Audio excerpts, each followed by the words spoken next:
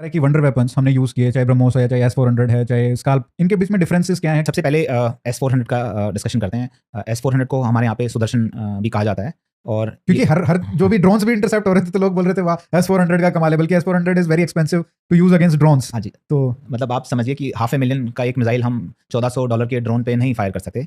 So quickly मैं आपको air defence के लेयर बताता हूँ कि एयर डिफेंस किसी भी वाइटल एरिया या वाइटल पॉइंट का लेयर्स में होता है। जैसे प्याज होता है, प्याज के लेयर्स हैं, सेंटर में मोस्ट प्रेशियस टारगेट है, उसके चारों तरफ लेयर है।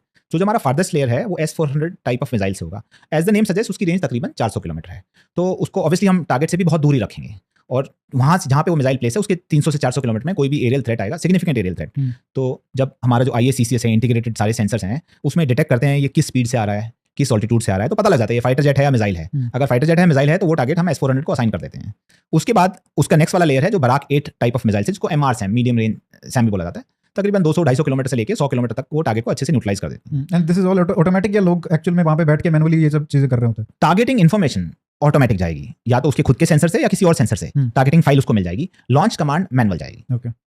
फिर बराक के बाद नेक्स्ट वाले लेयर पे आकाश, जो अपना डोमेस्टिक वेपन है और जिसने बहुत बखूबी रोल निभाया अपना।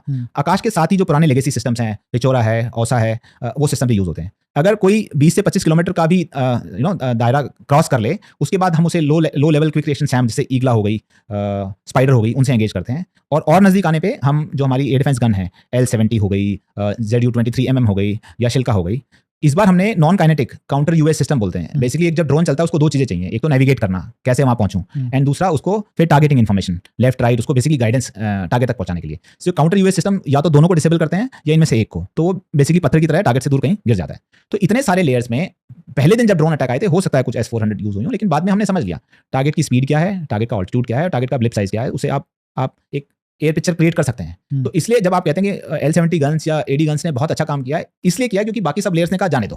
बिकॉज सोचने वाली बात है ना, आप $50,000 की मिसाइल एक $50 के ड्रोन पे वेस्ट नहीं करना चाहेंगे। वही तो एडवर्सरी चाहता है, वो आपके पास इतने ड्रोन भेज देगा, आपके सारे वेपन्स खत्म हो जाएंगे। सो ये हमने S-400 का कवर किया। दूसरा आपने ब्रह्मोस एक रशिया और इंडिया का जॉइंट वेंचर है। ब्रह्मोस एक बेसिकली क्रूज मिसाइल है, और इसकी खूबी क्या है कि ये रैम जेट प्रिंसिपल यूज करती है, और ये almost 2 to 3 mark top speed तक चली जाती है, जिससे इसको इंटरसेप्ट करना मुश्किल हो जाता है। देखिए, आप मिसाइल को इंटरसेप्ट कैसे करते हैं? अगर कोई मिसाइल जा रही है, आप उसकी तरफ एम करके अपना काउंटर मिसाइल सिस्टम फायर करेंगे, उस काउंटर मिसाइल सिस्टम को मिसाइल से फास्टर होना पड़ेगा, जब तो वो पकड़ पाएगा।